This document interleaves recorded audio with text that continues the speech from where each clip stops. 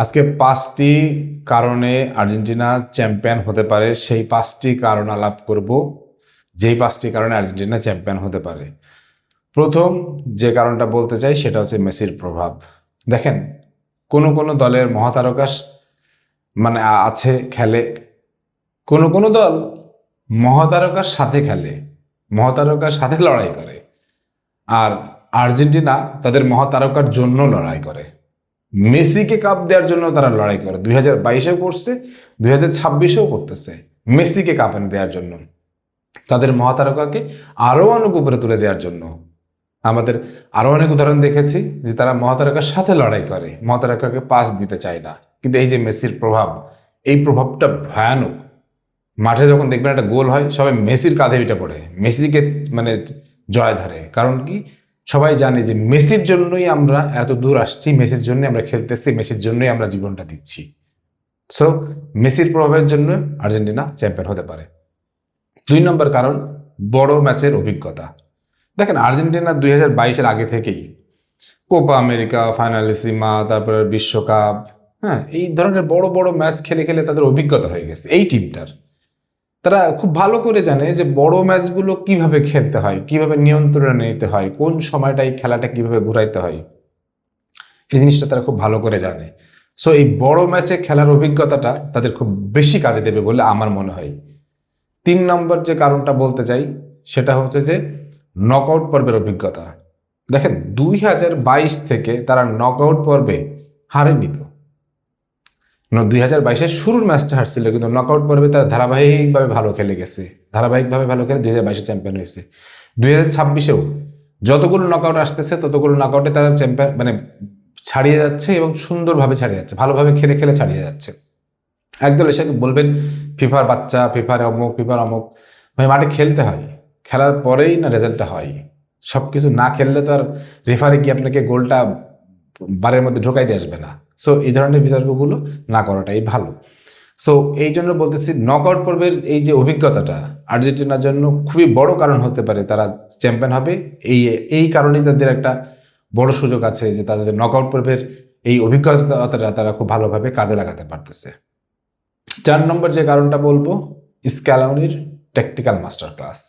দেখেন, স্ক্যালোনি হচ্ছে খুব ফ্লেক্সিবল একজন ট্যাকটিশিয়ান, খুব ফ্লেক্সিবল।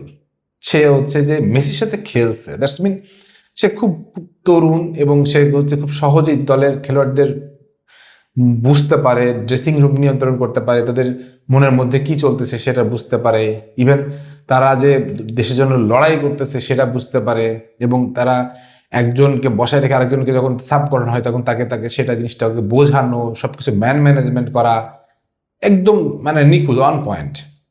আর তার টেকনিক্যাল মাস্টার ক্লাস যেটা বললাম সেটা হচ্ছে যে প্রতি ম্যাচে দেখবেন তার কিছু চেঞ্জেস থাকে, তার কিছু খেলার স্টাইলে চেঞ্জেস থাকে। লাস্ট ইংল্যান্ড ম্যাচে দেখেন, সে প্রথমে একটু ফিজিক্যাল খেলাইছে, ইংল্যান্ডের মনোনিবেশটা নষ্ট করে দিয়েছে, তারপরে সে ম্যাচ ঘুরাই ফেলছে।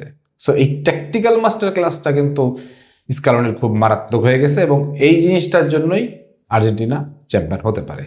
Last but not the least, যেই কারণটা বলতে চাই, 5 নম্বর কারণটা হলো দ্রুত কাউন্টার অ্যাটাক।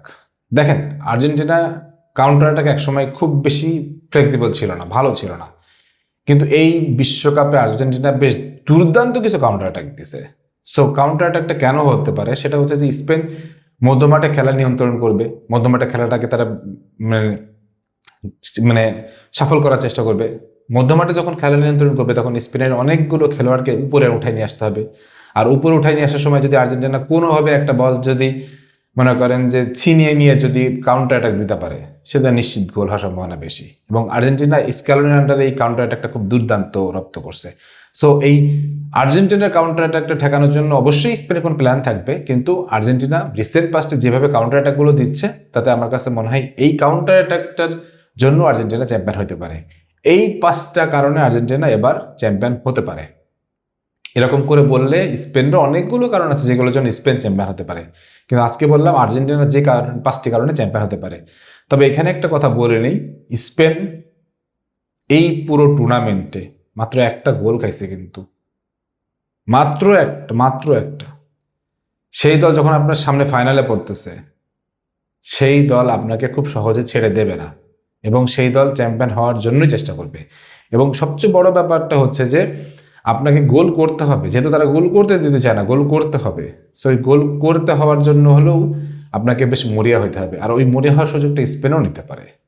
সো ওই কারণে স্পেনের চ্যাম্পিয়ন হওয়ার সুযোগটাও কিন্তু একেবারে কম নাই।